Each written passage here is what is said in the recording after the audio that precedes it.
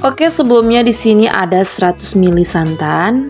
Lalu kita masak hingga matang atau sampai mendidih ya. Tujuannya dimasak supaya tidak mudah basi ya. Sambil dimasak, sambil diaduk hingga mendidih supaya nanti santannya tidak pecah ya. Kalau sudah mendidih, matikan apinya lalu sisihkan dulu. Kemudian di wadah yang lain kita masukkan 150 gram tepung ketan. Kemudian kita campurkan kelapa parut sebanyak 100 gram. Dan supaya makin gurih di sini aku tambahkan setengah sendok teh garam. Kemudian kita campurkan santan yang sudah mendidih tadi, ini dalam keadaan panas ya. Kita campurkan secara perlahan hingga sampai tercampur dan adonannya bisa dibentuk.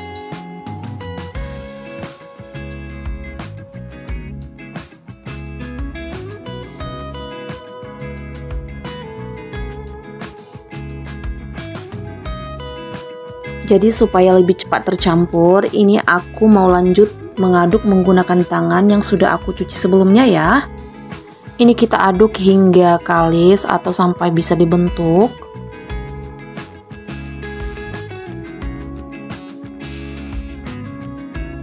Nah, ini dia teman-teman setelah dia kalis.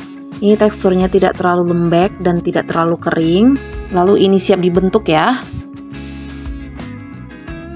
Ambil sedikit adonan dan untuk besar kecilnya sesuai selera ya teman-teman. Lalu ini kita bentuk sesuai selera juga. Di sini aku pipihkan, lalu aku bentuk kembali. Untuk tebalnya juga sesuai selera ya teman-teman.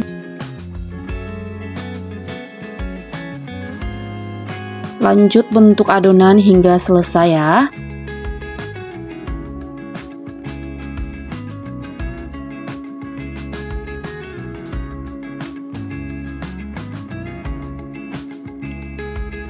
Nah, ini dia teman-teman setelah semuanya kita bentuk. Lalu ini siap untuk digoreng. Nah, sebelumnya sudah aku panaskan minyak, lalu ini langsung kita goreng aja.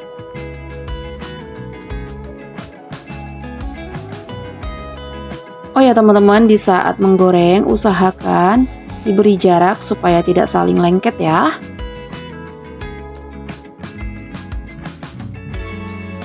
Dan kalau sudah kokoh dan sedikit mengembang, ini boleh dibalik.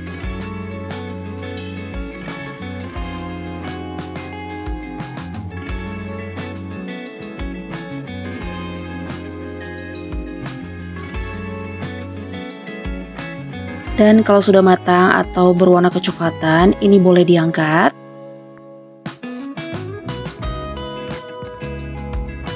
Lalu aku mau lanjut menggoreng adonan selanjutnya ya.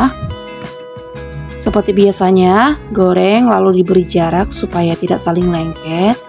Dan kemudian sudah kokoh dan sedikit mengembang boleh dibalik. Dan kalau sudah matang atau berwarna kecoklatan boleh diangkat lalu ditiriskan ya. Oke, sambil menunggu matang semuanya, di sini kita masak dulu topping gulanya. Di sini aku masak 100 gram gula pasir. Lalu aku tambahkan 5 sendok makan santan. Teman-teman boleh menggunakan air biasa ya. Ini kita aduk hingga gula larut atau sampai mengental dan berbuih.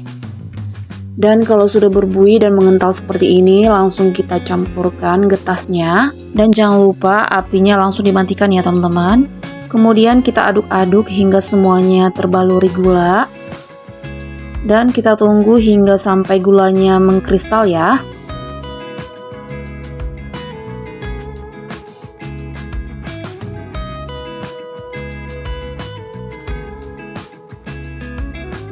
Nah, ini dia teman-teman, kalau gulanya sudah mulai mengkristal, ini warnanya berubah menjadi putih. Nah, seperti ini ya teman-teman, ini sudah boleh diangkat. Jadi teman-teman, ini pertama aku bikin ya, tapi langsung berhasil.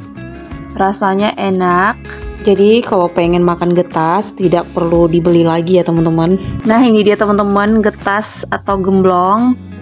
Ini cocok sekali dijadikan ide bakulan di rumah atau boleh juga ide jualan.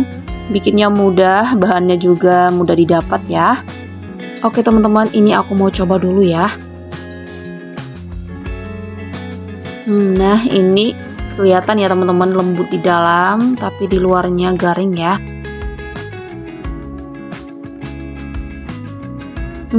Enak banget teman-teman. Jadi ini wajib dicoba ya teman-teman. Oke, sampai di sini dulu video kita. Jangan lupa like dan jangan lupa subscribe supaya tidak ketinggalan video terbaru dari kita. Dan semoga video kita bermanfaat buat teman-teman. Terima kasih.